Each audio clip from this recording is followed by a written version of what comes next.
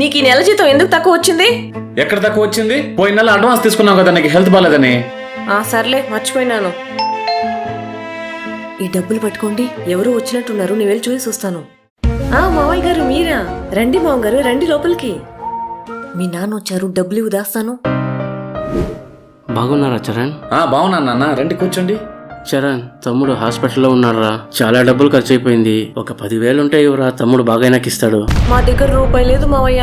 మీ కొడుకు జీతం వచ్చి 2 నెలలు అవుతా ఉంది. నాకు కూడా ఆరోగ్యం అస్సలు బాగాలేదు. మేమే చాలా ప్రాబ్లమ్స్ లో ఉన్నాం మావయ్య. అవును నాన్న.